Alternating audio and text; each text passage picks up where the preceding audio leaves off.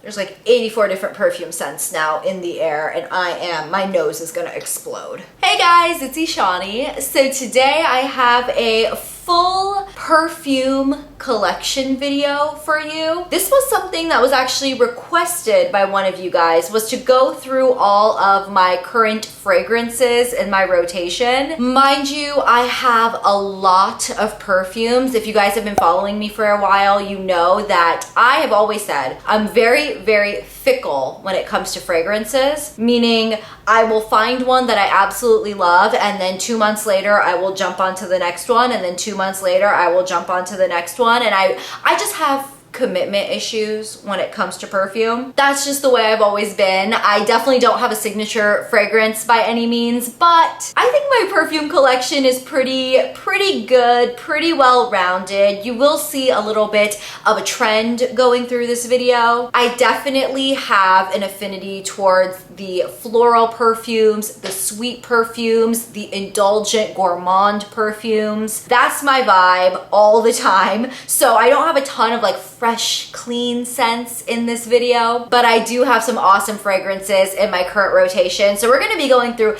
every single perfume that I currently own. I actually have to declutter a couple of these as well, because if you didn't know, fragrances do go bad, they do turn. So if they start smelling different from when you originally got them, or the color of the liquid starts changing a lot, it's probably time to move on. I think I'll start with like my least used perfumes and then slowly work my way up to like my favorites or the ones I use more often. So the first fragrance I want to talk about is the Abercrombie Fitch Ezra perfume. This is one that I don't think Abercrombie makes anymore. I actually got this as a gift from one of my best friends way back in the day. I'm thinking like this was high school years, and I graduated from high school in 2010. I definitely don't use this anymore, and you can see I didn't use it too much even when I originally got it, but there is something about this scent that's just so nostalgic for me. I mean, if you know the classic Abercrombie scent, it's sort of like that, but a little bit of a twist. It smells good, but it's not one that I really ever use because it is just so old, but it is just very nostalgic. So I am gonna hold on to this one. This one I just never really use anymore, so I'm not sure if I should still hold on to it. This is the And Other Stories Sardonyx Fire. Oh, this does smell so good, actually. My initial best description for this would be something that, again, smells kind of unisex. It's kind of like a dark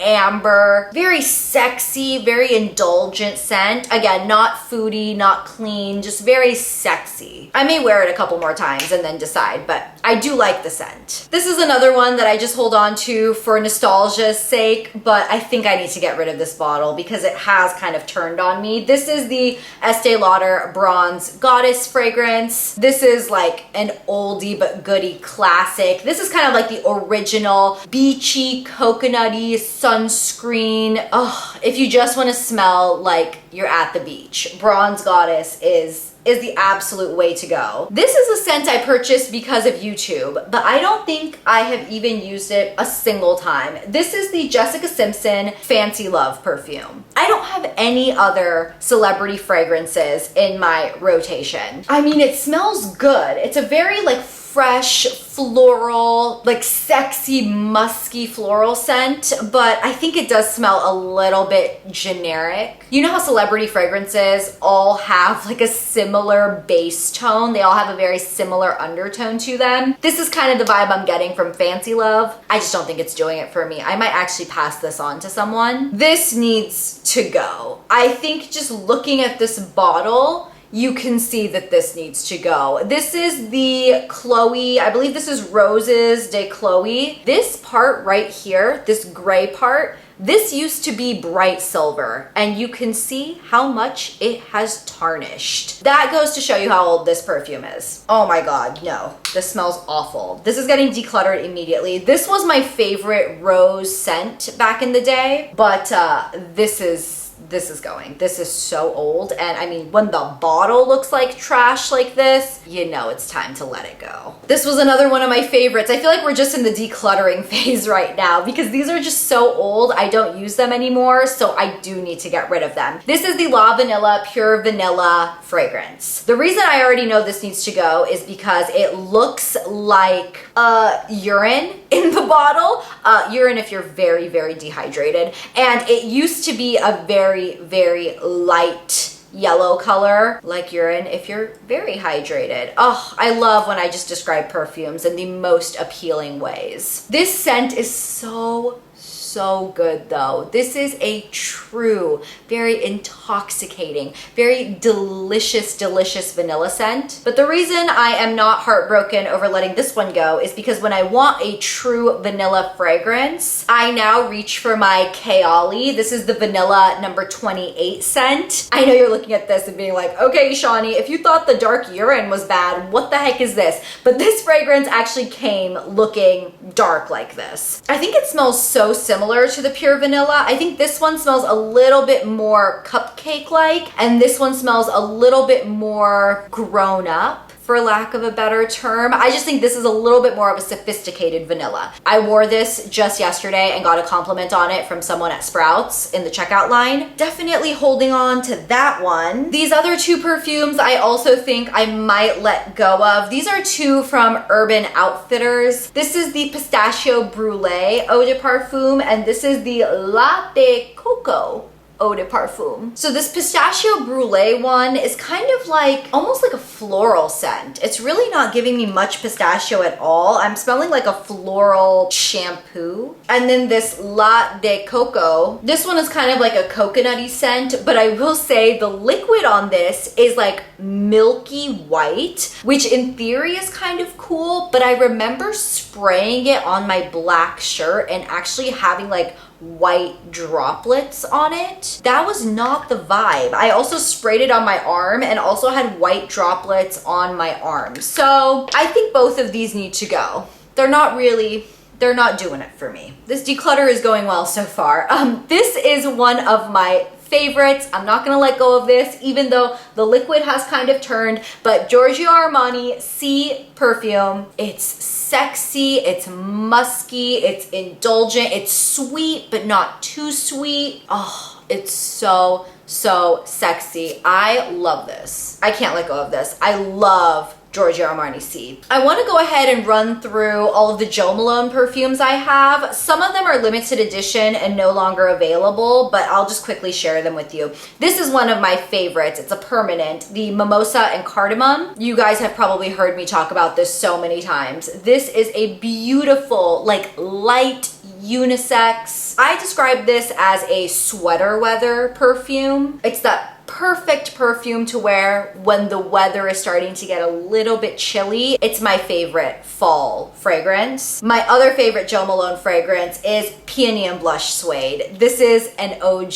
It's fresh, it's powdery, it's floral without being too much of any of those. I think if you're hesitant of floral fragrances, you might still like this. If you're hesitant of powdery fragrances, you might still like this. It's a beautiful, beautiful scent. I see why this is like the go-to from Jo Malone. But then in a completely different direction, also a bestseller, Wood Sage and Sea Salt. This is very much fresh. I would say this might be the freshest fragrance I have in my entire collection. I don't know, like slightly woodsy and beachy, like a driftwoody type of vibe. You guys like my descriptions? I told you I suck at the descriptions, but I actually really like this. I'm definitely into this. So this is one that I will probably continue to repurchase and have in my collection. Then the other couple Jo Malone fragrances, which were all limited edition, none of which I think you can get anymore, but I have this Honey and Crocus cologne. Oh, I love this. This is like if honey was a perfume. Not too gourmand, just perfectly sweet without being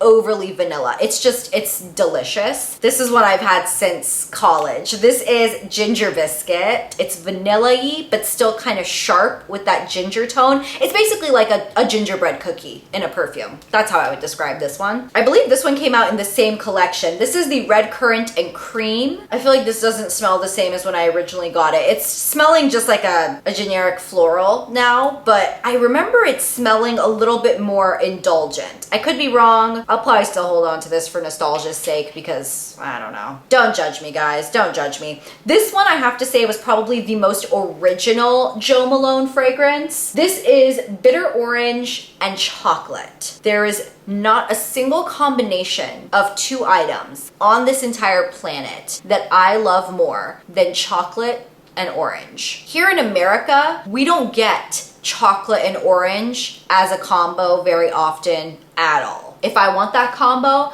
I have to go somewhere that sells kind of European type things because I know chocolate orange is a very European flavor profile, and this fragrance, literally it's chocolate orange. It's chocolate orange in a perfume. This was also limited edition. I will never let go of this. Do people need to be smelling like chocolate orange? Not necessarily. Do I want to be smelling like chocolate orange? Yes. These two I probably should have mentioned when I was talking about fragrances I don't use very often. These are two Ouai fragrances. Ouai is a hair care brand that I've used a handful of their products, and the things I really liked about some of their hair products more than anything were the scents. So because of that, she came out with the scents of her hair products in fragrances. This one here is called Melrose Place, which is supposed to smell like the rose scent that's in her rose hair and body oil. I think it smells fine, but I think it smells like a hair product. This is a scent that I would probably save as like a hair perfume, honestly, along with this other one. This is the Rue St. Honore. This one is supposed to smell, I believe, like her memory mist, which is almost like a gardenia scent. Gardenia is a very like love it or hate it type of perfume, and I personally like gardenia. Not something I would probably personally wear all over my body, but I'll probably save these as hair fragrances. I've got two Byredo scents that we can chat about. I think I've talked about both of these on my channel before. Byredo is a fragrance line that is super bougie, but I think this is a fragrance line that's bougie for a good reason because their scents are really unique. The first one I got is called Flowerhead. It's floral, but it almost has like an undertone of like a licorice. Don't let that scare you away because it's a very unique, indulgent, like a really unique, sweet floral. The other Byredo scent I have is Bal d'Afrique. Basically smells like a more sophisticated version of Jo Malone Mimosa and Cardamom. I told you Mimosa and Cardamom is one of my OGs. It's one that I'll always have in my collection,